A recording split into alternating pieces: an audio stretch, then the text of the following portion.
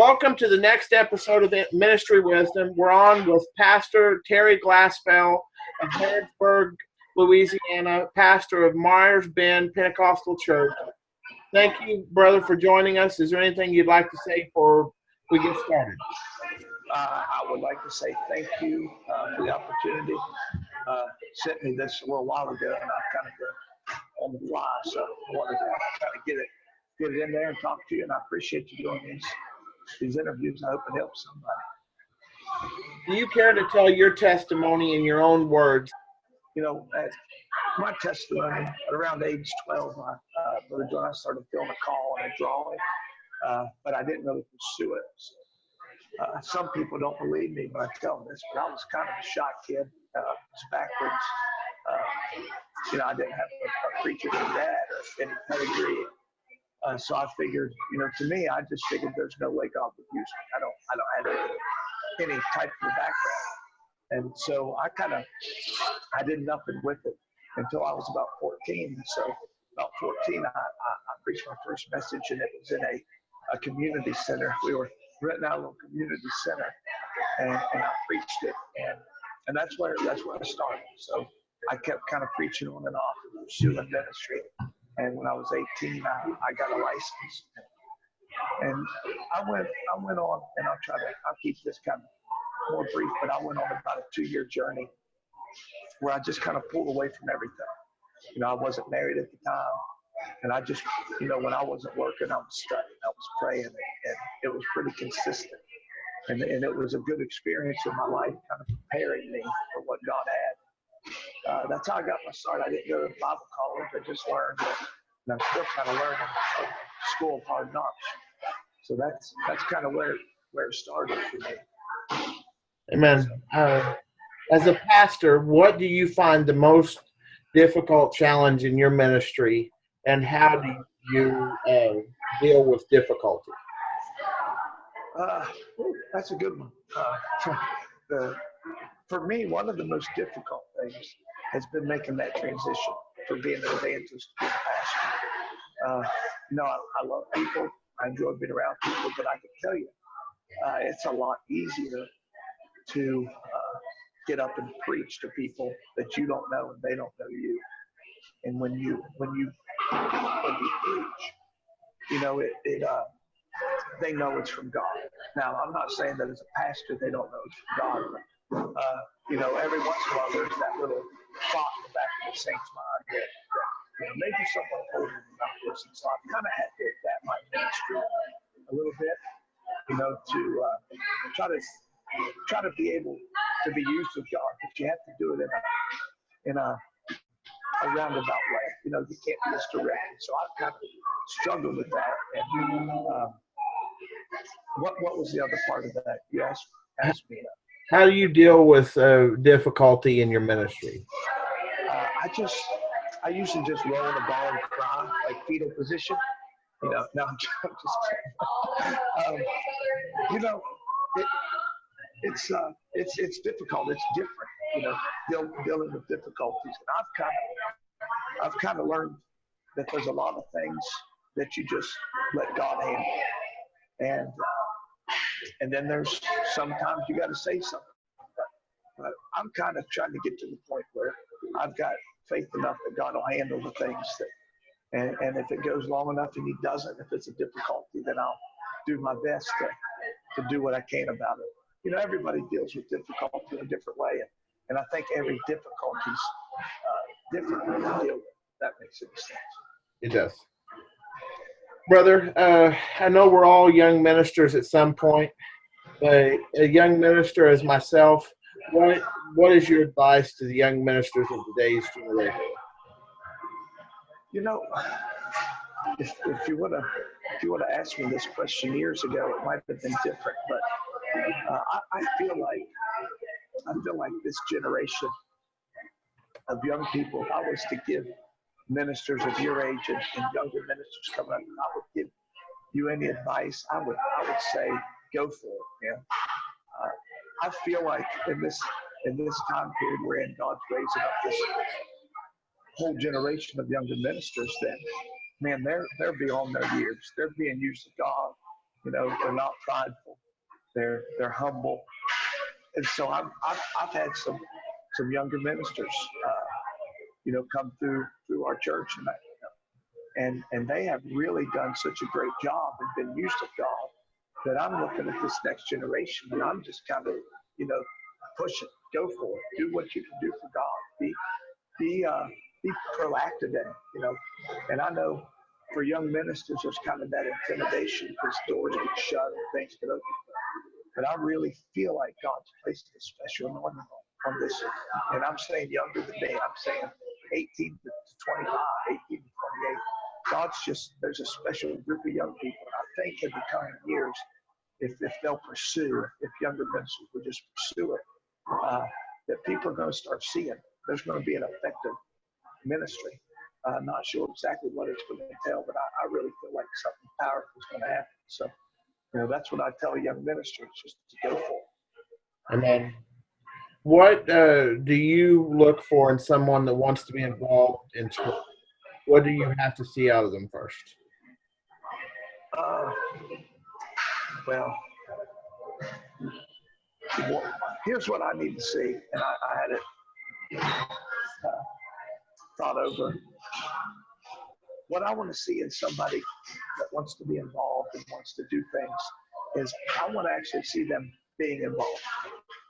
I want to see them doing something, before you get your name on a plaque on a wall that says you're the director of such. I want them to do it because I've found that people in general that won't do anything if they're not in charge of it usually won't do anything if they are in charge of it. And people that what I look for is someone that takes action, takes initiative, and says, hey, it's not technically my job. I think that's the biggest cop out in the history of the Apostolic Church, especially in this generation, is, well, that's not my job. Well, what's it going to take to get it to be your job? I got to give you a T-shirt with your name on it that says this is your job. But I've found the people that are going to work, they're going to do it whether it's their job or not. They're going to be faithful with it. So what I look for is people that are already doing something. Are you already taking the initiative? And if that's the case, that's the person I want to use.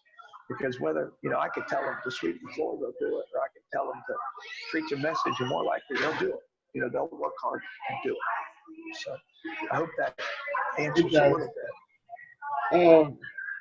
What would you say to the young ministry that hasn't, and by I mean the minister, whatever their ministry may be, that ministry hasn't developed yet? Hasn't developed yet. So they don't know what they want to do. They just feel like they've got a call. They know what they want to do. The doors just hasn't opened from God yet. Okay. Well, if the door, to me, if they know what they want to do and the door hasn't opened, like you said from God, if God hasn't opened the door, my thought is, and I'll give you a story to kind of help this. Before I evangelized, before I actually took that step and went full time, there was probably 2 or 3 times, Rojoin, that I'd printed cards out, had them printed. Man, I was going to evangelize. I was going to go out. I only knew, in the small organization we were in the district, there's probably 10 preachers. That's all I knew. I'd never been out of that section of West Virginia. I didn't know anybody. But I remember being upstairs in my house, and I had my cards, and I'm praying. I'm writing down all the names of people I know that these doors could open. And so I said, I'm going to do it. I'm going to call. I'm going to get some dates, and I'm going to go preach. So I called all 6 people that I knew. 1 person booked. And I felt like a failure. I felt like, well, the doors aren't open. And what I realized is I felt like I knew what God wanted me to do. I felt like I had a call. I was feeling that drawing. I was trying to get a door to open, and God was saying, it's not time for that door to open.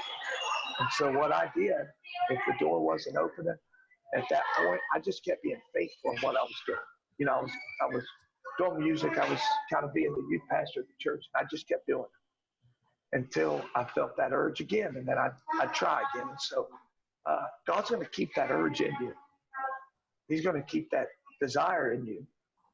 And the problem, I think, is in the beginning stages, in the infancy of ministry, and those doors, when you feel that urge and the door think it's going to open, if it doesn't, a lot of people back off and give up on it. Well, if that's the case, I would have given up the second year I evangelized full time. I would have given up the third year, because there's sometimes the doors don't open even when you're there. So I think God kind of tests you in the early stages to see, if this is what they're called to do, if this is what's in their spirit, are they going to do it even if there's setbacks? Are they going to do it even if there's times when it doesn't feel like it's, exactly going the way they thought? So what I would say is to that young man that you don't feel like doors are opening, keep pursuing that. If it's in you, that dream's not going to die. Keep pursuing it. And when it's time, that door will open. And another thing I'll say that I've kind of seen is don't force doors open. Because, and I've told some other evangelists this, younger guys, I said, if God opens the door, it's a door that you can come in and out of as much as you need to. If he opens a door for me to preach somewhere and I don't mess it up, then I'll be able to go back and preach for that person. I said, but you only kick a door at one time. That's it. If there's some place and I'm using this as ministry, if there's a place you want to minister, and you pound until you kick that door in and someone lets you come, that'll be the only time you'll be there. You only kick a door at one time before people lose your number. And I put some quotes up where they lose your number. And so don't force it. God's going to open doors when we're ready to go through it. And one of the most dangerous things for ministry, young ministry, is they get into a place. They go in a door before they're ready. And it can be very detrimental. There's a lot of things I wanted to do. Growing up, my first, I preached for 2 years and I'm ready. I think I need to preach a camp meeting. Well, I know now if God would open that door, it would have been terrible. It would have been flop. It would have been bad for me. And so that would be my advice. Keep pursuing your ministry, even if doors don't open. Preach every message like you're preaching to a house. Preach every time you get a chance like you're doing what God's called you to do. And eventually, that door will open. I better hurry. I know you got to eat dinner. We can always set up another interview some other time. So, you're good. Who are some people that have influenced your ministry? I'm to be honest, I'm like a sponge. I get around people, and this is a tough question because I've been blessed to be around so many great men that have had a huge impact on my life. And so when I get around men of God, what I try to do is I try to sit back and I'll be quiet and I'll listen. I just soak up whatever I can and absorb it. And to answer more direct, like my pastor, Jason Up, has been a huge impact. He's been, I've kind of had the opportunity to be close with him, and he shares some of his struggles. And I just see, there's sometimes he'll call and say some things. And when I get off the phone, I'm thinking, how in the world does he still keep pastoring after going through? So it's been a symbol of strength for me. My father-in-law, I've soaked up so much from him. Just thinking of different people. I don't per se have just one person that I've just grabbed a hold of. I just try to get things from everyone. Brother Mullins has helped me a bunch in my ministry. I know the Indiana district has actually been a really big, all the ministers, Brother St. Clair, Brother Allen, those men. Brother Fred, just tons of different men. Man, I just opened the door, let them speak into my life. And so that's kind of really been a blessing to me. As a minister, what do you believe, if anything, is lacking in today's church?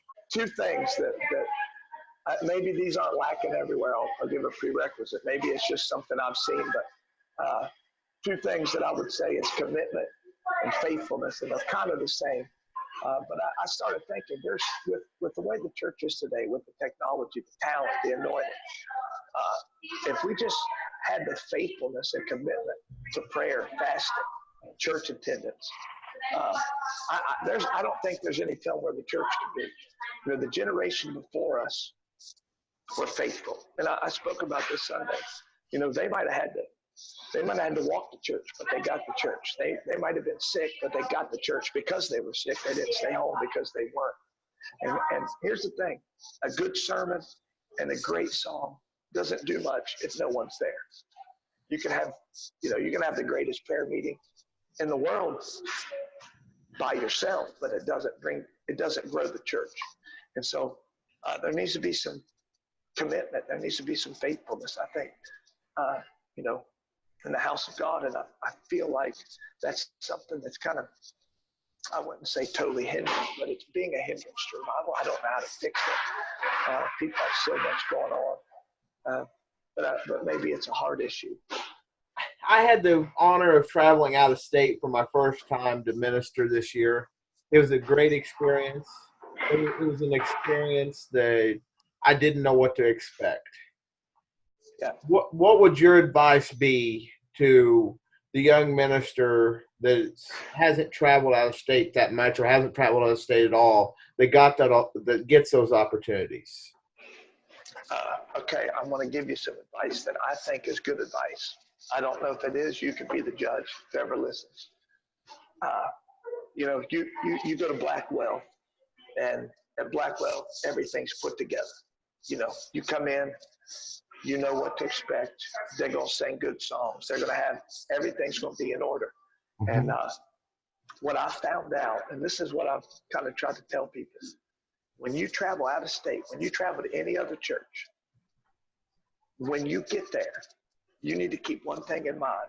Everything that happens in that church service, from the time it starts to the time it finishes, is normal to everybody there but you.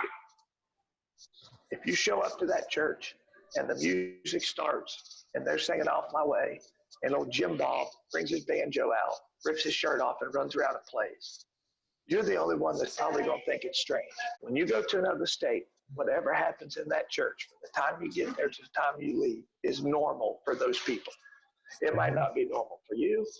It might be the craziest thing you ever seen. And so don't get thrown off by that. If you travel to West Virginia and preach, you're going to see some things. If you travel to California and preach, you're going to see some things. And so what I've tried to tell evangelists, when you walk in there, don't get thrown off because it's not church you're used to. I just consider, like the banjo, if old Billy Bob gets his banjo, rips his shirt off, and does a jig, I'm going to sit there, my eyes are going to be that big around, and I'm going to say, what just happened? But I'll look around and everyone will be clapping like everything's good. And so when you're traveling, don't get thrown off by that. Don't get thrown off by the craziness. And another thing, don't get thrown off when you walk in and people have I've walked into places and people have had just knocked down, drag out church. And then they're like, come on and preach. And I'm like, what? But you know what? I just realized that might be an everyday thing for them. They might do that every Sunday, but I don't know because I've never been there. And so wherever you go, just consider that that's what happens every Sunday, and that would be my advice. I've only got a few more. I'll schedule another interview for you later on. That's fine. That's good. Can you tell some tools that you use to prepare in your ministry, in your experience? I'm not sure if anybody wants to fashion their preaching after me, but I try. I'm a student. I listen to a lot of preaching. I'm more of a phonographic hearer. I'm going to remember. Sorry, learner. I'm going to remember what I hear. And I listen to a lot of messages. And also, what I try to do is if I see a scripture that kind of piques my interest, if we're talking about tools, if I see a scripture that piques my interest, I'm going to go and I'm going to dissect, those words. I'm going to go through, I'm going to get out my concordance. I got one on this e-sword. I'm going to get it out. I'm going to take that scripture. I'm going to dissect every word. And then what I'm going to do is I'm going to pull up a bunch of other translations and just get as much as I can out of that one scripture, and I'm going to build off of it. And so what I try to do, if I build a sermon and I preach it, and and we've all done it, and it's a flop, I'm going to try to find one good thing out of it, pull it out, and dissect it, and see what I can build off of. You know, don't throw everything away. Try to. And so for me in studying, that's what I do. If I'm reading the Bible and one word pops out, I'm going to go after that word and build something off of it. And with tools, mostly it's just I'm pretty simple. I don't have 14 shelves full of commentaries. I got an app on my iPad. That's what I use. The Bible, a few apps is about it. And I'd probably be a lot farther along if I'd use some other tools. But that's what I got, man. Now, in closing, I do have more, but like I said, we'll schedule another interview. That's fine. Bro, we talked about the young minister, but now I'm going to ask your advice for the single minister. For example, handling themselves and finding their spouse, because I know it's a touchy subject whenever someone a opportunity to talk to when you're single. An opportunity comes to talk to a girl at a church you just preached at. So, what's your advice to the young single minister in that situation? Well, obviously, the end goal is to not stay single forever, right? So you have to, you're going to have to talk to people. You're going to have to talk to, young ladies, and hopefully she's in church. One thing that I would say to a single minister, like you said, if you preach at a church and somebody approaches you, I would definitely talk to their pastor, because I found out in my short pastoring that the evangelist has no clue what that person, what that young lady or young man, however, is going through. Because when evangelist comes in, they just see them for what they look like. And so my thing would be talk to that pastor and see about it. He might say, that's great. She's a great person. Pursue it. He might say, he's going to have some information. And because for a single minister, the only thing you've got going for you is your name and your reputation, and you've got to guard it. You've got to guard your heart. You've got to guard your reputation. And so, I personally, and I don't have much to say about it because I wasn't a single evangelist, but I just looking at other evangelists, if you're single, you have to remember whatever name you build for yourself while you're single is going to stay with you when you get married. So if you're single and you find a different girl at every church, it's going to be an issue, and I'm not saying we don't talk to them, but you just you got to pull away, because the person you choose to marry is going to affect your ministry for the rest of your life. So, if somebody does come with a single minister, I don't think there's anything wrong personally with an evangelist. If an evangelist came to our church and kind of got to look at a young girl, if she was doing all right, I would definitely, let that relationship see where it would go. But you just have to be careful, Amen. Be careful with it. Brother, I have appreciated the time. I know it's getting close to supper time at where you're at, and it's real close where I'm at. So, in closing, do you have anything else you'd like to say?